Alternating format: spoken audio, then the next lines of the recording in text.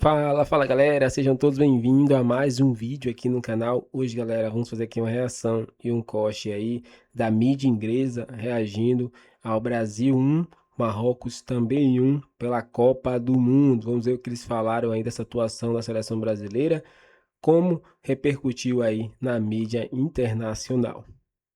Então, sem mais enrolações galera, fica agora aí com o vídeo.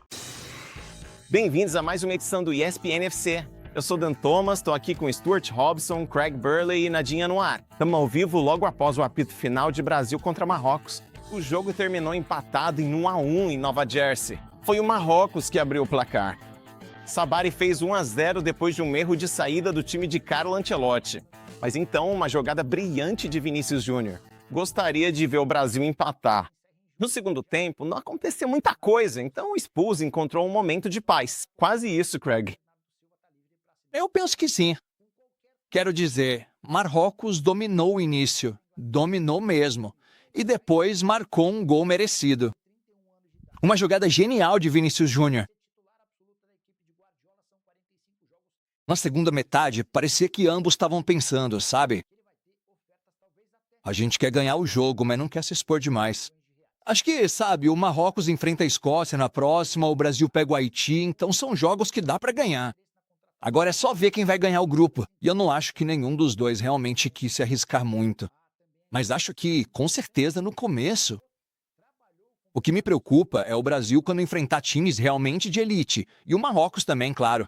E no meio disso tudo, é o quanto eles foram dominados. E o quanto eles não conseguiram, seja por escolha ou não, o quanto eles não conseguiram. Não estavam dispostos a realmente pressionar esse time do Marrocos e permitiram que eles dominassem mesmo. Os primeiros 15, 20 minutos, com uma facilidade impressionante. Já o Brasil melhorou na etapa final. O Marrocos ficou recuado, mas faltou aquele brilho no terço final do campo. Eu acho que eles foram melhores. Mas também não foi um segundo tempo dominante. Acho que só foi mais estável do que no início do primeiro tempo. E de certa forma isso mostra um pouco do que é esse time do Brasil. Eles vão tentar ser sólidos defensivamente. São robustos, mas não tem o brilho das seleções passadas, mas pontuaram. Teve o toque de magia do Vinícius Júnior. Isso é ótimo. Mas, com o tempo, o jogo foi ficando um pouco decepcionante. Acho que, como o Craig meio que sugeriu ali, eu quase senti que os dois times estavam satisfeitos com o empate, sabendo que talvez tenham jogos mais fáceis pela frente. Sim, vamos lembrar que Haiti e Escócia, que começam em menos de uma hora, são... Ou por outra via, o Gandhi. Certo? Sim, no seu mundo. Veja só. E, obviamente, como resultado, eles não entraram em conflito. Hoje, sem acelerar ao máximo. Aceleração total no segundo tempo. Ancelotti errou na tática no começo ou escolheu mal o time para iniciar o jogo, porque colocou o Vinícius Júnior jogando quase como um meia esquerda e o Rafinha jogando praticamente atrás dele. E a pausa para hidratação fez muito bem para eles, porque ele mudou o sistema. Depois colocou o Vinícius Júnior aberto pela esquerda, deixou o Igor como centroavante principal, trouxe o Rafinha para o lado direito e colocou o Paquetá, que estava na ponta direita, para o meio-campo central. E de repente eles conseguiram ter um pouco mais de controle do jogo. E você viu com o Vinícius Júnior, quando ele está aberto pela esquerda, é isso que ele pode fazer quando corta para dentro com o pé direito. E ele continuou usando o Rafinha como jogador para mudar tudo. Então nos últimos 20 minutos o Rafinha foi para o centro do ataque. O Cunha, que entrou e a gente achou que jogaria de centroavante, foi para o meio-campo e o Rafinha virou o principal jogador. É ele quem muda de posição para que eles voltem a participar do jogo. Mas eles não te assustam mais, não é, Brasil, hoje em dia? Perto do time que te venceu. Você tá me olhando com esse... Bem, eles não assustam ninguém. Eles têm seus momentos. De um momento a CS, de um momento Rafinha. Eles têm seus momentos, mas não chegam a assustar. Espanha e França, embora nem sempre joguem bem, me assustariam mais. Bem, o Ancelotti também tirou 2 jogadores no intervalo porque achou que o Casemiro estava sendo dominado, o que não é surpresa. Ele terminou bem a temporada com o Manchester United, mas já faz alguns anos que ele não é um grande jogador. Então tiraram ele e também tiraram o lateral direito. Então ele não estava satisfeito com essas 2 posições e fez várias mudanças. Esse não é um time do Brasil que você ficaria com medo, como o Craig disse. Você acha? Ele mudaria isso mesmo sem os dois estarem com cartão amarelo? Ainda acho que ele faria as mudanças porque o Casemiro estava sendo dominado no meio-campo. Ele não conseguiu acertar o posicionamento. Ele estava jogando ao lado do Guimarães. Guimarães então avançava mais em alguns momentos. Casemiro não conseguia cobrir o campo. E é por isso que o Marrocos foi dominante. E foi muito fácil para o Marrocos ter boa posse de bola, sair em velocidade e jogar em alta intensidade. O Brasil não conseguiu acompanhar isso e ficou desesperado nesses primeiros 20 minutos. Teve muita... Foi quase como uma grande despedida quando o Casemiro saiu do Manchester United, porque ele estava jogando melhor e realmente estava. E todos nós comentamos sobre isso, não foi bom ver ele passando dificuldades como estava no United.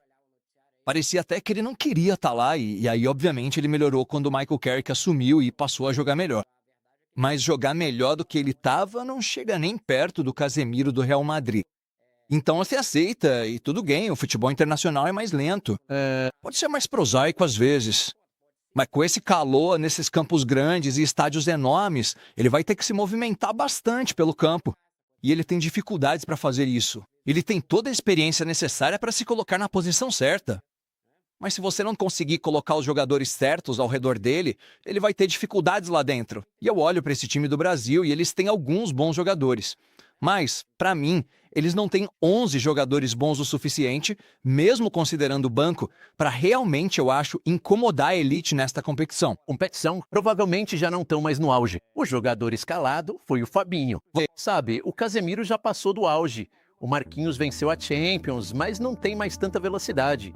Então, isso pode trazer dificuldades em certos jogos. Bom, os 2 melhores anos do Rafinha no Barcelona foram jogando pelo lado esquerdo.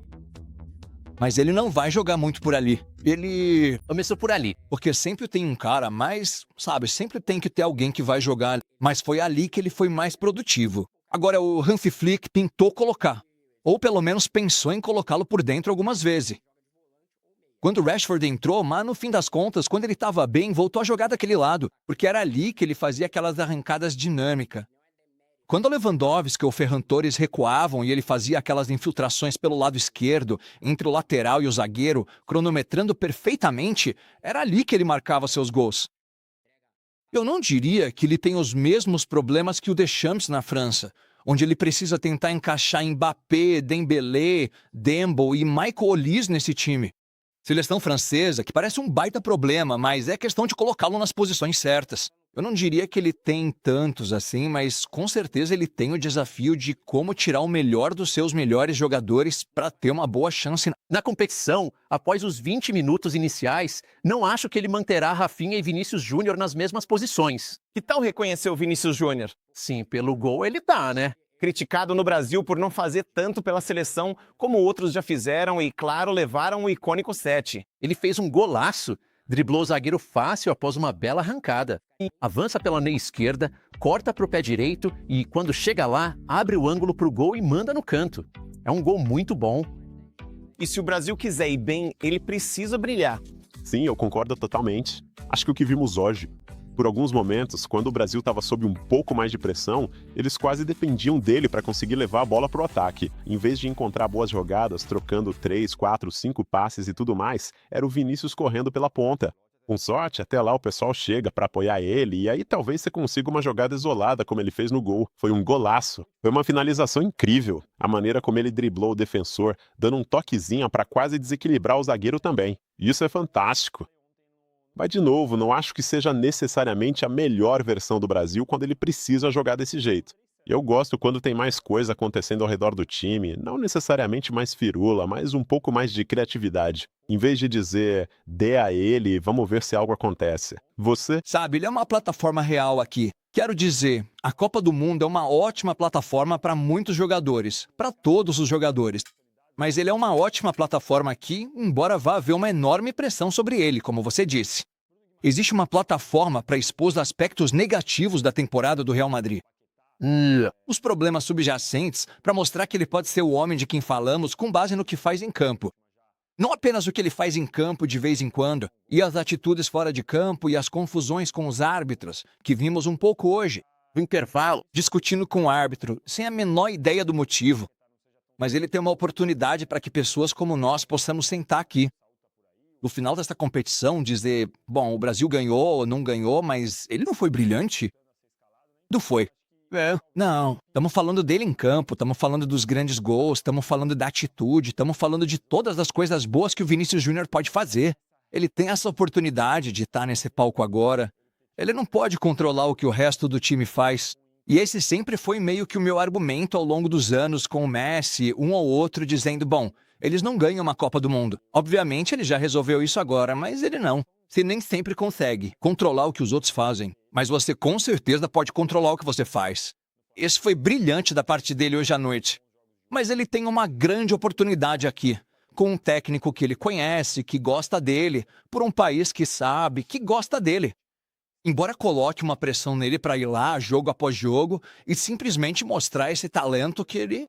Hein, vamos ser realistas também. É o Vini Júnior jogando pelo Brasil na Copa do Mundo. A motivação não poderia ser maior. O melhor Não fica melhor do que isso. Tipo, a gente pode pensar em como ele se sente em relação à temporada do Real Madrid. Coisas assim, mas pra ele, isso é a identidade dele. O Madrid pode vendê-lo semana que vem, pelo que sabemos, mas ele continuará brasileiro na Copa. É o auge da sua carreira, então isso certamente refletirá no seu desempenho. não é desculpa aqui. Obviamente, no final, sob o comando de Ancelotti, você se lembra quando Ancelotti disse publicamente, eu tive que dizer para ele correr. Eu tirarei de lá. Mas, de forma geral, Ancelotti soube lidar muito bem com a maioria desses jogadores, como tem feito durante a maior parte de sua carreira. Portanto, não há realmente desculpa para nenhum desses jogadores dizer, bem, tem um treinador que não sabe X, Y e Z. Eles têm um dos melhores treinadores da geração atual, que sabe lidar com jogadores, que entende de táticas e que conhece o jogo como a palma da mão. Então eles têm essa base para avançar e mostrar toda a sua habilidade. E se eles fizerem isso? Acho que eles têm uma pequena chance de ganhar essa Copa do Mundo. Só não acho que seja tanto quanto foi em outros tempos. O que o Ancelotti fez hoje foi começar dizendo, Rafinha e Vinícius, vocês podem trocar de posição, podem flutuar e tomar decisões em campo. Ele disse, depois de 20 minutos isso não está funcionando. Vinícius vai jogar aberto na ponta esquerda, é lá que você vai jogar. Rafinha, você vai jogar lá do outro lado. Agora não vou mais te dar opções. Tô te dizendo como você vai jogar. Eu acho que o centroavante não vai começar de novo no próximo jogo porque ele foi muito mal. Hoje ele parecia totalmente perdido. A questão é que, se você olhar para o Brasil e o sorteio, eles não vão enfrentar alguém tão difícil quanto o Marrocos. Pelo menos até avançar bastante, em teoria na chave e até as fases mais profundas do grupo. O que você achou do Marrocos hoje? Obviamente, nesses primeiros 20 minutos, eles jogaram um futebol muito bom. Hakimi estava à frente da maioria das jogadas. Ele nem sempre joga aberto. Ele estava infiltrando por dentro e fazendo aquelas corridas rápidas e curtas. Eles pressionaram a bola muito bem. Eles estavam ligados. Eles estavam rápido. E depois que o Brasil mudou o sistema, eles não conseguiram ter tanta posse de bola. Mas eu acho que vão ser um bom time. Não há dúvida disso. Mesmo. Claro, vindo para esse torneio, goste ou não, eles são os campeões da Copa Africana de Nações. E eles são um time que eu imagino que vai longe nesse torneio, que ninguém quer enfrentar. Eu acho que eles realmente têm potencial para ir longe. Eu não acho que seja uma garantia. Obviamente, eles chegaram à semifinal da última vez no Catar, mas não acho que vai ser necessariamente tão simples assim. Acho que o que vi deles hoje enfrentando o Brasil, que é um bom time, eles têm chance de ganhar. O torneio inteiro. Conforme o jogo foi avançando. Fiquei surpreso que eles não tiveram uma influência maior em como o jogo se desenrolou. Acho que eles tiveram 2 chutes até o final do segundo tempo, que vieram de um erro do Alisson, e depois ele se redimiu com uma segunda defesa. Foram os 2 primeiros chutes deles em todo o segundo tempo, e isso acho que lá pelos 90 minutos mais ou menos. Então fiquei surpreso com isso, o que de certa forma vai contra o que eles são como time, porque acho que eles são um dos times mais empolgantes quando estão no auge. Mas por que eles estavam jogando assim no segundo tempo? Talvez tenha algo a ver com... Fadida, talvez um pouco frágil no ataque, mas jogam um futebol bonito. Certo. Mas você viu algo hoje que pudesse dar alguma esperança ao Haiti ou à Escócia? Era aí, esperança de quê? Atualmente, 8 equipes em terceiro lugar vão passar. de 12 sim. Ion, Imagine que você é um dos 2 times que disputarão o jogo das 9 horas. É nisso que você está se baseando. com certeza. Como você mencionou, não é bem o caso. A seleção brasileira de 98, contra a qual joguei com o Ronaldo e todos aqueles caras, ainda era uma seleção que você esperaria que vencesse um time como a Escócia. E eu acrescentaria o Marrocos nessa lista também. Então eu acho que, sabe, a esperança para a Escócia é que eles vençam o Haiti hoje à noite, o que, de novo, não é garantido. Mas 3 pontos podem garantir a classificação. Mas mesmo quando o Brasil foi dominado neste jogo hoje à noite, especialmente no começo, eu olhei para esses 2 times e pensei... Com os outros 2 do grupo, eles ainda estão um passo à frente. Vê, sabe? É um jogo diferente.